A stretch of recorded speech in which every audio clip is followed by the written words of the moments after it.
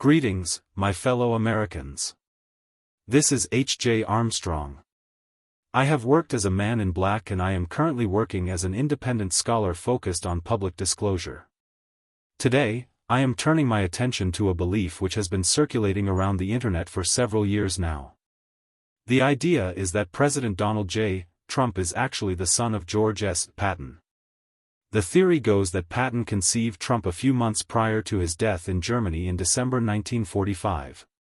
Upon his birth in June 1946, Trump was then adopted by the Trump family and raised as the natural son of Fred and Mary and McLeod Trump. In birth order, Trump was the third of 5 children, having an older brother and sister and a younger brother and sister. The theory goes that George S. Patton had developed presidential aspirations during World War II and his enemies were afraid that he would become the Republican nominee in 1948 before crushing the new Democratic President Harry S. Truman, who came to power after the sudden death of the much more popular Franklin Delano Roosevelt. To stop Patton, his enemies arranged for a traffic accident in Germany. There are varying explanations as to who took him out and why they did so, something that we shall revisit once we examine the evidence for and against the familial connection between Trump and Patton. Let us first consider the evidence which makes Patton a viable candidate as the father of Donald Trump. First, there is a strong physical resemblance, at least in certain photos. The shape of their eyes in particular stands out as a strong point of similarity between the two men. The math does check out in terms of Patton being able to impregnate a woman so that she could have 9 months of gestation before giving birth to Trump on June 14, 1946. Supporters of the idea that Patton was Trump's father also point to the two men having similar character traits. Both men, supporters say, are great leaders of men, decisive in action, and famously outspoken. Neither let the feelings of others get in the way of what they had to say, and both were politically incorrect. On the other hand, there are even stronger reasons for doubting that General Patton is Mr. Trump's father. First, Trump bears a physical resemblance to both of his parents and to his 4 siblings. This would most likely not be the case if he was an adopted son from an entirely different family. Another factor to consider is that Patton was married and had 3 children who were all adults in 1945.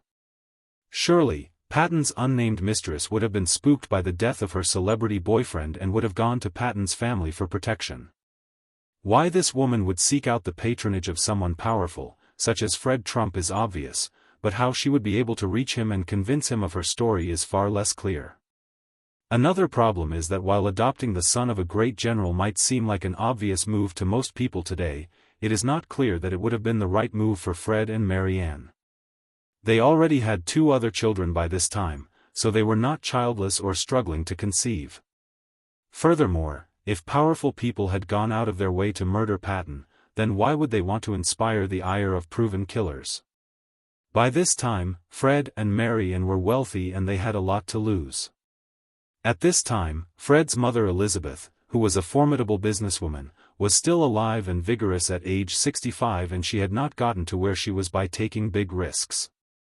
Fred was also famously cautious, avoiding the high-risk, high-reward world of Manhattan real estate. Another thing to consider is that the Trump family at this juncture in their history were not known for anything like an America First attitude or politics. The aforementioned Elizabeth and her husband had been German immigrants and Mary Ann was Scottish. Like a number of families with German heritage, the Trumps were against American involvement in the Second World War. Fred Trump has been accused of harboring sympathies for the Nazis. We need not examine the details too carefully. The point is that Fred Trump was not a Yankee Doodle dandy and was unlikely to cream his boxers with delight at the thought of doing a favor for an American icon who helped to win a war where he was, at best, indifferent to the outcome. One will also notice that when it came time for Fred to name an heir to his real estate empire, he chose Donald over his eldest son, Fred Jr. The family lore is that Fred Jr. offended his father by becoming an alcoholic and an airline pilot rather than entering the family business, so he was cut out of the inheritance. Had Donald been the son of Patton rather than Fred's biological offspring, it does not seem likely that he would have made Donald his primary heir. Robert, who also entered the family business, was more than old enough to inherit when Fred began to take a step back from daily operations in the 1980s and died in 1999 at age 93. If Donald were more experienced and talented, then perhaps making Donald and Robert co-heirs would have been the way to go if Donald were actually secretly adopted. There is another crucial fact to consider.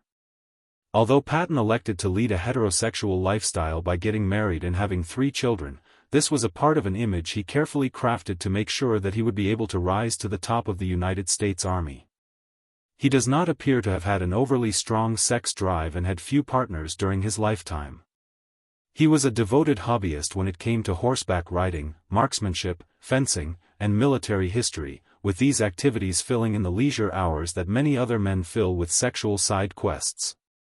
Further, the only 3 confirmed lovers that Patton had outside of his marriage bed were all men. It appears that Patton's sexual orientation was homosexual, and so it is highly unlikely that a 60-year-old homosexual general would suddenly decide to take up with a woman when there were so many young men in uniform all around him. For all of the aforementioned reasons, I find it incredibly unlikely that Patton sired a bastard son in late 1945, much less that this child grew up to be Donald Trump. However, Patton's death was still suspicious, and so I would like to refocus on the mystery surrounding his death in Heidelberg. The explanation of the Patton-Trump theory for why Patton was assassinated, to stymie Patton's quest for the White House, is possible but unlikely. This was an era when people expected their presidents to be measured, friendly, and media-savvy. Unlike today, reporters were highly respected. This was also an era when reporters tended to be fairly conservative. However, Patton's brusque manner and tendency to lash out would have alienated the staid gentlemen of the 1940s. Patton's use of profanity and obscure historical references would not appeal to the sensibilities of reporters looking for quips to put in newspapers or discuss on the radio. In short, no one who knew politics thought that Patton was a serious threat.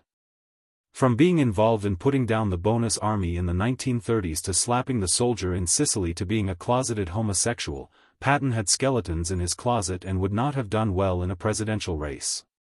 Therefore, I think that we need to look at other explanations for why someone powerful would want Patton gone.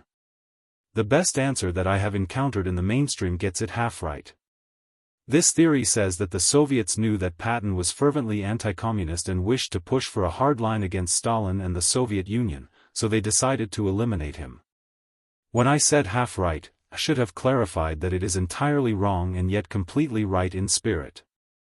Let me explain further. By this point, both the United States and the Soviet Union had extraterrestrial backers. Different alien civilizations had been in contact with some of the leaders of the US, Soviet Union, Germany, and Japan during the war, although the impact of their collective intervention was not great enough to alter the war's outcome. In time, I plan to cover the history of alien involvement in world affairs, but suffice it to say for now that the Soviets were being championed by the Romulan space empire, whereas the United States now had support from the Confederacy of Vulcan and the Andorian Empire. Neither America nor Russia had yet fully committed to their respective variants of a secret space program. Yet, feeling themselves to be more advanced and superior, alien races rarely hesitate to act without consulting their human allies. The Romulan Tal Shir, their secret service, is known for their ruthlessness. Arranging an auto accident which would not arouse too much suspicion was child's play for the Romulans. It also helped them win over the paranoid leader of the Soviet Union, Joseph Stalin, who suspected the motives of this mysterious new ally. When he saw that they were willing to, in his eyes, at least, defend communism so aggressively, Stalin was impressed and the Soviet Union aligned itself with the Romulans. Thus, while Patton was a major player in the U.S. Army, he was a pawn on the chessboard for the Romulans, and his removal was mostly significant for its effect in creating a blood bond between the Soviets and Romulans. If you would like to know more about alien intervention on Earth from World War II to the present, please stay tuned.